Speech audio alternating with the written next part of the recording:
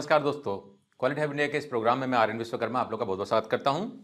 दोस्तों, workplace management के क्षेत्र में यानी कि किसी भी कंपनी में, किसी भी एरिया में, किसी भी जगह पे जहां पर कोई भी काम किया जा रहा हो, चाहे वो किसी तरह का फैक्ट्री फ्लोर हो, चाहे ऑफिस हो, उसको व्यवस्थित करके रखना बहुत इंपॉर्टेंट होता है।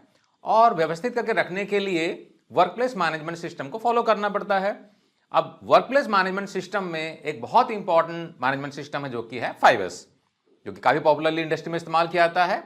अब ये 5S हम काफी सुनते हैं, लेकिन ये जो 6S है, एक नया चीज आया हुआ है। हालांकि इसके बारे में भी काफी दिनों से चर्चा हो रही है कि 6S है, यानी कि जो कि 5S से बेहतर है। कुछ लोग ऐसा कहते हैं, कुछ लोग बोलते हैं कि नहीं नहीं नहीं सेम ही है। तो ये 5S क्या है और 6S इससे कैसे डिफरेंट है, क्या बहुत ज्यादा डिफरेंट है, क्या आपको 5S इस्तेमाल करना चाहिए या 6S इस्तेमाल करना चाहिए, इन सारे पहलुओं को हम जानेंगे इस प्रोग्राम में। तो अंत तक बने रहें, और अगर आपको कुछ सीखने के लिए मिलता है तो वीडियो को लाइक जरूर करें और अपने दोस्तों के साथ में जरूर शेयर करें, ताकि उनको भी इस तरह के नए नए वीडियो के बारे में जानने का मौका मिले। चैनल पर अगर पहली बार आए हैं तो सब्सक्राइब जरूर कर लें और बेल आइकन को भी क्लिक कर लें, ताकि आप हमारे नए वीडियो को मिस ना करें। चलिए प्रोग्राम को शुरू करते हैं। तो सबसे पहले दोस्तों समझते हैं कि आखिर 5S क्या होता है। उसके बाद हम जानेंगे 6S कैसे डिफरेंट है, या 5S+1 जो है, यानी कि लास्ट वाला जो S है वो आखिर है क्या, है ना। एक सरप्राइज एलिमेंट को लास्ट में रखते हैं कि ये 1S जो एक्स्ट्रा जो ऐड हुआ है 6S, वो क्या है और क्या क्या चीजें वो एडवांटेजेस प्रोवाइड करता है किसी ऑर्गेनाइजेशन को। तो दोस्तों सबसे पहले जब हम 5S की बात करते हैं तो 5S होता क्या है। 5S एक जापानी सिस्टम है, यानी कि एक ऐसा सिस्टम है जिससे कि हम किसी भी वर्कप्लेस को, यानी कि कहीं पर भी काम किया जा रहा हो, चाहे आप फोर्जिंग कर रहे हो, चाहे कास्टिंग कर रहे हो, चाहे आप असेंबली कर रहे हो, चाहे आप इंस्पेक्शन कर रहे हो, चाहे आप टेस्टिंग कर रहे हो, चाहे आप कंप्यूटर में प्रिंटिंग कर रहे हो, चाहे आप फोटोकॉपी कर रहे हो, चाहे बाइंडिंग कर रहे हो, आप मटेरियल का पैकेजिंग कर रहे हो, लेबलिंग कर रहे हो, किसी भी तरह का एक्टिविटी कहीं पर भी हो रहा हो, चाहे आप सब्जी भाजी बेच रहे हो, चाहे आप रेस्टोरेंट में खाना बना रहे हो, हर एक एरिया में उस वर्क प्लेस को जहां पर काम किया जा रहा है उसको व्यवस्थित करके रखने के लिए एक सिस्टम है जिसे कहते हैं हम 5S। यानी कि हम कह सकते हैं 5S is a systematic and scientific approach of work place management, यानी कि वर्क प्लेस को सिस्टमैटिक तरीके से, साइंटिफिक तरीके से मैनेज करने के लिए सिस्टम होता है 5S, यानी कि इसमें 5S होता है। अब ये 5S कौन कौन से होते हैं, एक एक करके जल्दी जल्दी इसको समझ लेते हैं और क्या क्या इसमें खासियत होता है उसको फिर समझते हैं। 5S है तो इसको बेसिकली जापानी शब्दों को लेके बनाया गया है, तो उन जापानी शब्दों को भी जान लेते हैं और उसके बाद में इसका अंग्रेजी मतलब क्या होता है वो भी समझ लेते हैं, और इसको हिंदी में क्या कहते हैं इसको भी समझ लेते हैं, ताकि आपको जो भी टर्म्स इस्तेमाल किए जाते हैं इंडस्ट्री में आपको वो भी पता हो, और एक्चुअल में जब इस्तेमाल करना हो तो आपको अपनी भाषा में इस्तेमाल करना है तो वो भी आपको पता होना चाहिए। तो अगर दोस्तों हम 1S की बात करते हैं तो जापानी शब्द जो इसके लिए है वो है सीरी, यानी कि सीरी जो है इसका मतलब होता है अंग्रेजी में सॉर्टिंग, छटाई करना, यानी कि इसमें हम क्या करते हैं मटेरियल की छटाई करते हैं, अनवांटेड चीजों को हटाते हैं। तो पहला हो गया सीरी। दूसरा एस जो है जापानी, इसमें से कहते हैं सीतो, ठीक है ना, यानी कि सेट इन ऑर्डर या सिस्टमैटिक अरेंजमेंट। तो यहां पर भी देखिए एस से शुरू हो रहा है, तो ये भी एस है, ये भी एस है, 2S हो गया है, इधर भी 2S हो गया है। और हिंदी में इसका मतलब होता है, सीरी का मतलब हो गया छटाई, सीतो का मतलब हो गया सुव्यवस्था, यानी कि चीजों को व्यवस्थित करके रखो। और थर्ड S हो गया, जापानीज में इसका मतलब होता है सीसो, ठीक है ना, और इंग्लिश में S हो गया साइन, या स्पीक एंड स्पान भी कुछ जगहों में कहा जाता है। तो यहां पर देखिए S S और S, 3S हो गए, है ना, और हिंदी में हो गया ये स्वच्छता। तो दोस्तों स्वच्छता बहुत जरूरी है। पहले हमने छटाई कर लिया, अनवांटेड चीजों को हटा दिया, फिर चीजों को ऑर्गेनाइज करके रख लिया, सुव्यवस्था कर लिया, और उसके बाद में हम साफ सफाई कर रहे हैं। तो 3S में पहुंच गए। चौथा S क्या होता है, चौथा S हो गया, जापानीज में कहते हैं हम शिकेत्सु, ठीक है, और अंग्रेजी में कहेंगे इसको हम स्टैंडर्डाइज, और हिंदी में कहेंगे इसको मानकीकरण, यानी कि हम स्टैंडर्डाइजेशन करते हैं, चीजें एक तरह की हो, मशीनों का कलर एक तरह का हो, गैंगवे का मार्किंग एक तरीके का पैटर्न का हो, लोग का यूनिफॉर्म का कलर एक तरीका हो, हेलमेट एक तरीके का हो, शू एक तरीके का हो, और चीजें स्टैंडर्डाइज करके हम रखें। पाइपलाइन में कौन सा कलर रहेगा, गैंगवे मार्किंग कौन सा कलर का रहेगा, कौन सी चीजों को कहां पर रखना है, किस हाइट में रखना है, इन सारे चीजों को हम स्टैंडर्डाइज करके रखते हैं, किस कलर में रहेगा वगैरह वगैरह, है ना। तो सारे मानकीकरण यानी कि जितना हम स्टैंडर्डाइजेशन कर सकते हैं वो करेंगे, ताकि यूनिफॉर्मिटी मेंटेन रहे सिस्टम में, बहुत जरूरी है। ठीक है ना। तो ये हो गया हमारा चौथा एस, शिकेत्सु। और पांचवा एस हो गया, जापानीज में से कहेंगे हम शित्सुके, और अंग्रेजी में हो जाएगा सस्टेनेंस। दोस्तों सस्टेनेंस बहुत जरूरी है, क्योंकि क्या होता है, अक्सर हम किसी भी इनिशिएटिव को शुरू करते हैं लेकिन लास्ट में गड़बड़ा जाते हैं, क्योंकि चीजें तो हो जाती है लेकिन फिर सस्टेन नहीं होती है। इनफैक्ट काफी लोगों को जब मैं बात करता हूं तो बहुत सारे लोग कहते हैं सर हमारा प्रॉब्लम तो ये है कि हम शुरुआत करते हैं लेकिन चीजें सस्टेन नहीं होती है, वापस बैक टू स्क्वायर वन। ये बहुत बड़ा प्रॉब्लम होता है बहुत सारी कंपनियों में। इनफैक्ट कुछ कंपनियों को मैंने विजिट किया, बड़ा अजीब सा मुझे आंसर मिलता है। कुछ लोग कहते हैं कि सर हमने तो 5S बहुत साल पहले करके खत्म कर दिया है, काइजन भी करके खत्म कर दिया है। तो दोस्तों ये 5S और काइजन खत्म होने वाली चीज नहीं होती कि आपने करके खत्म कर दिया है। ये नेवर एंडिंग जर्नी है, कोई डेस्टिनेशन नहीं है। आपको चलते जाना है, लगातार 5S में इंप्रूवमेंट करना है, लगातार काइजन या कंटिन्यूअल इंप्रूवमेंट करते जाना है। तो यहां पर देखिए हमने 5S देख लिया। अंग्रेजी में हो गया सॉर्टिंग, पहले छटाई कर लीजिए, अनवांटेड चीजों को हटा लीजिए, फिर सेट इन ऑर्डर कर लीजिए, यानी कि उनको ढंग से ऑर्गेनाइज करके रख लीजिए। इसके लिए हम एक पंच लाइन का इस्तेमाल करते हैं, place for everything and everything in is place, यानी कि हर चीजों को जगह पर रखने के लिए पहले तो जगह बनाओ और फिर उन चीजों को उस जगह पे रखो और हमेशा रखो। ठीक है। तो ये हो जाएगा हमारा सेट इन ऑर्डर। फिर साफ सफाई करेंगे, साइन करेंगे, फिर हम स्टैंडर्डाइज करेंगे, है ना, मानकीकरण कर देंगे, फिर उनको सस्टेन करते हुए चलेंगे। क्योंकि इन सारे करने के बाद में अगर आपका सस्टेनेंस नहीं हुआ तो क्या मतलब है ना, वापस फिर गंदा होने लग गया, वापस चीजें इधर उधर होने लग गई। तो सस्टेनेंस होना बहुत जरूरी है। अब थोड़ा सा डिटेल में इनको और समझते हैं। तो पहला ऐसा हो गया दोस्तों हमारा सॉर्टिंग। सॉर्टिंग का मतलब होता है छटाई करना, और यहां पर हम क्या करते हैं, रेड टैगिंग का इस्तेमाल करते हैं। रेड टैगिंग एरिया बनाया हुआ जहां पर अनवांटेड चीजों को रखेंगे और उसमें टैग लगा के रखेंगे। तो टिपिकली क्या होता है, वर्कर जो होते हैं मटेरियल को रख के वहां पर टैगिंग कर देते हैं और जो सुपरवाइजर होता है आके वहां पर डिसीजन लेता है। तो दोस्तों ये एक छोटा सा वीडियो जहां पर कि हम 6S को समझ रहे हैं ब्रीफ में। अगर आपको डिटेल में समझना है 5S और 5S का एक्सपर्ट बनना है या काइजन का एक्सपर्ट बनना है तो हमारे पेड कोर्सेज को आप एक्सप्लोर कर सकते हैं, 5S एक्सपर्ट या 5S चैंपियन और काइजन एक्सपर्ट या काइजन चैंपियन। उसमें आपको एक्सपर्टीज लेवल का कंटेंट मिलता है।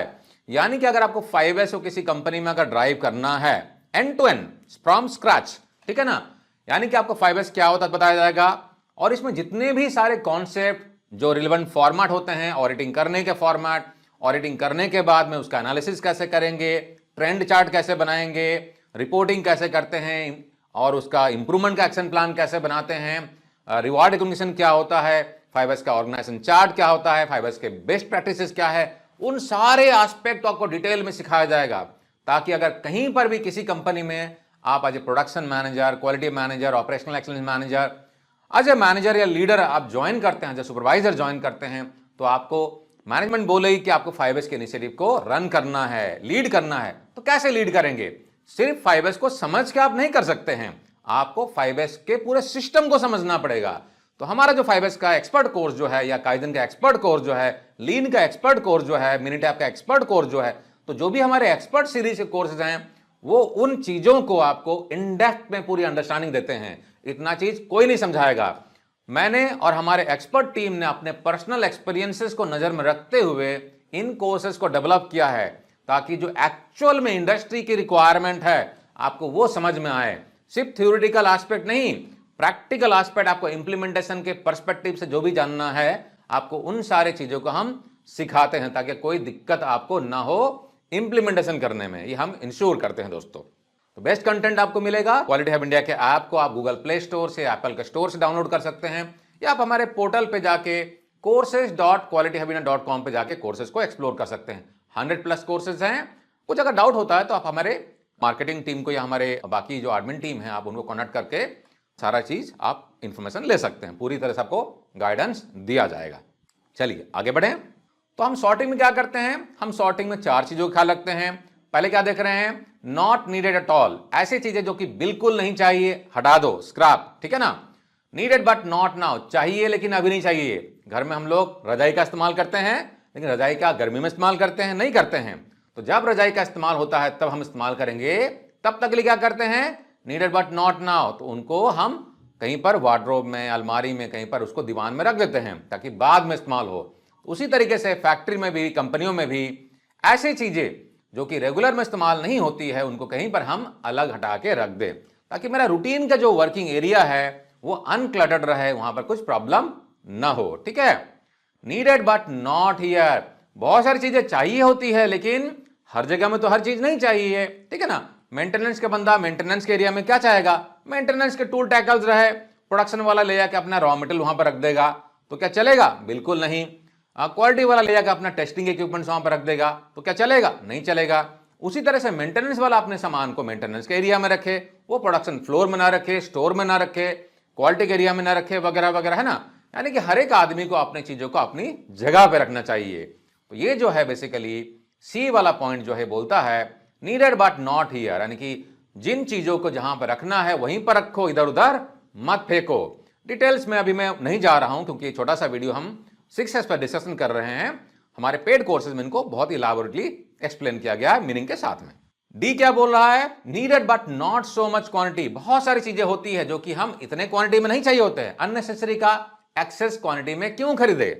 फॉर एन एग्जाम्पल, दूध क्या हम महीने भर का खरीद के लेके आते हैं, नहीं खरीद के लेके आते हैं, हम हर दिन का खरीद के लेके आते हैं ताकि खराब ना हो जाए। उसी तरीके से फैक्ट्री में भी हमें जिन चीजों की जितनी जरूरत होती है उतना ही खरीदे।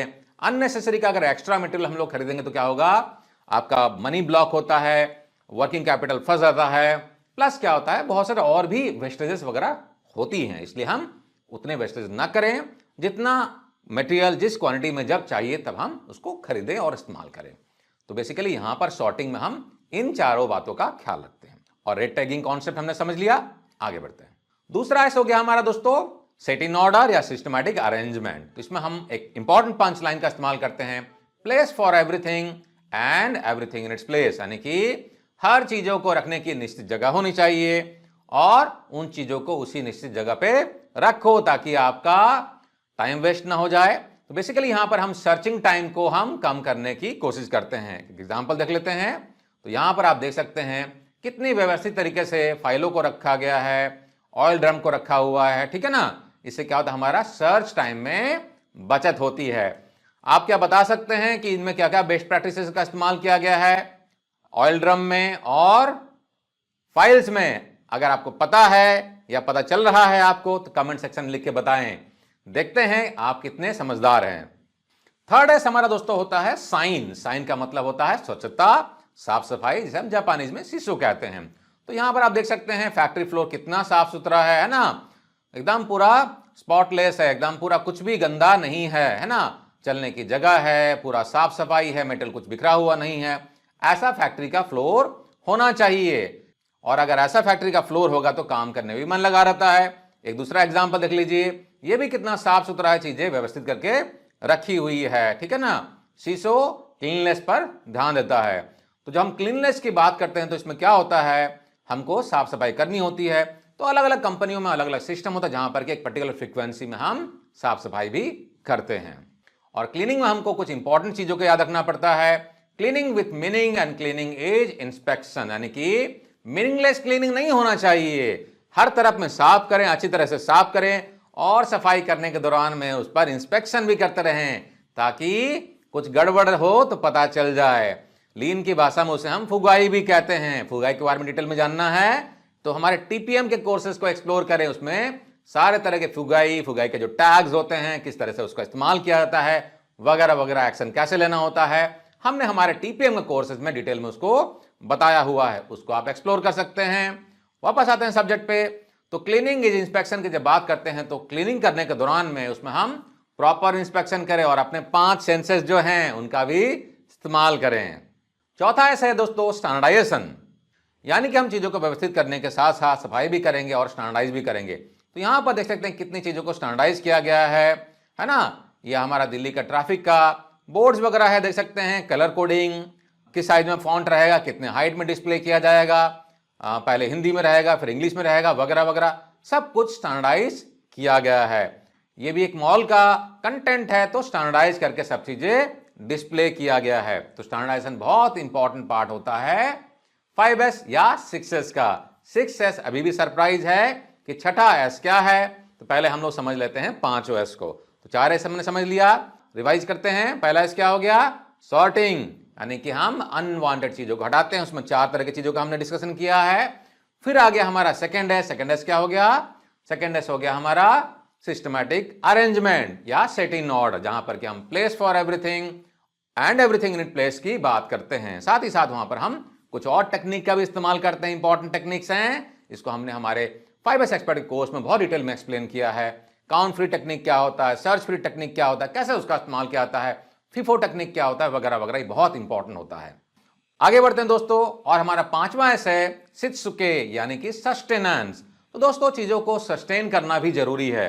आपने 4th एस कर लिया, आप चीजों को सस्टेन करने के लिए क्या करेंगे, आपका रेगुलर बेसिस में ऑडिट होना चाहिए, ट्रेनिंग प्रोग्राम लोगों का होते रहना चाहिए, इन हाउस में ट्रेनिंग कीजिए, या क्वालिटी हब इंडिया को याद कर लीजिए। हमारे फैकल्टी, हमारे एक्सपर्ट्स आके आपके यहाँ पर ट्रेनिंग कर सकते हैं आपके लोगों को। या अगर आपकी कंपनी में 5S के इनिशिएटिव को एस्टैब्लिश करना है, पूरे सिस्टम को बिल्ड करना है, स्ट्रक्चर बनाना है, लोगों के रोल रिस्पॉन्सिबिलिटी डिफाइन करना है, वगैरह वगैरह, हम पूरा कुछ करके आपको सेट करके दे देंगे। जोन बनाना है, जोन का आइडेंटिफिकेशन करना है, चेकशीट बनवाना है, लोगों को ट्रेनिंग करना है, ऑडिटिंग करवाना है, रिपोर्ट बनवाना है, उसका एनालिसिस करवाना है, सब कुछ हम करवा के आपको सिस्टम बना के हम दे देंगे। तो अगर आपको करवाना है, कंसल्टेंसी की रिक्वायरमेंट है, तो हमें आप याद करें, हमें कॉन्टैक्ट करें, हम आपको आपके एक्सीलेंस की जर्नी में सपोर्ट करेंगे। तो दोस्तों सस्टेनेंस बहुत जरूरी है, जैसा कि मैंने बताया आपको। तो सस्टेनेंस करने के लिए हम ट्रेनिंग प्रोग्राम करते हैं, ऑडिटिंग करते हैं, रिवार्ड रिकग्निशन करते हैं, और इससे चीजें सस्टेन होती है। तो यहां पर देख सकते हैं चीजें कितनी बिखरी हुई है, गंदे तरीके से रखा गया है ना। यहां पर 5S की जरूरत है। आगे बढ़ते हैं, अगर हम नेक्स्ट फोटोग्राफ देखें तो यहां पर देख सकते हैं 5S की जरूरत को महसूस की गई है और 5S पर काम चल रहा है। साफ सफाई किया जा रहा है, चीजों को हटाया जा रहा है, एरिया का मार्किंग भी किया जा रहा है, लेकिन कंप्लीट अभी हुआ नहीं है, वर्क इन प्रोग्रेस है। और यहां पर हम देख सकते हैं कि 5S का इंप्लीमेंटेशन हो गया है, फ्लोर में मार्किंग हो गया, चीजों को व्यवस्थित करके रखा गया है, एरिया का मार्किंग भी किया गया है, साफ सफाई किया गया है, और चीजों को ऑर्गेनाइज करके रखा गया है ना। अब 5S का इंप्लीमेंटेशन हो गया है। तो 5S में हम बिफोर और आफ्टर कॉन्सेप्ट का इस्तेमाल भी करते हैं।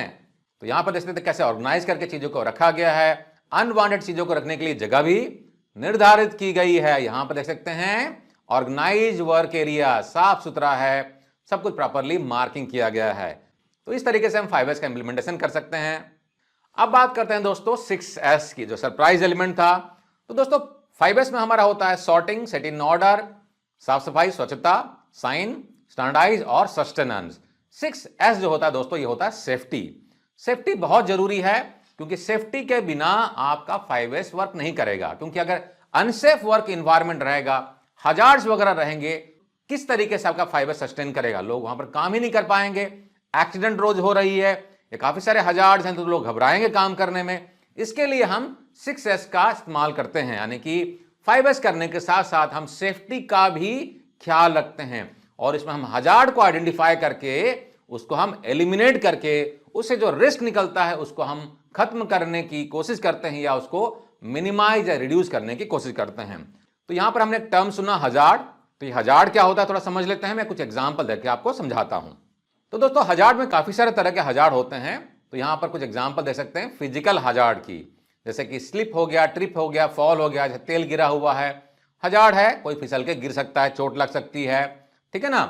हार्मफुल सब्सटेंसेस, काफी सारे जगहों में क्या होता है, बैक्टीरिया वायरस वगैरह होते हैं, उससे नुकसान हो सकता है। गड्ढे वगैरह हैं, गड्ढों में घुस के काम करना है, अंधेरी जगह है, तो कन्फाइंड स्पेसेस की प्रॉब्लम होती है लोगों को, है ना।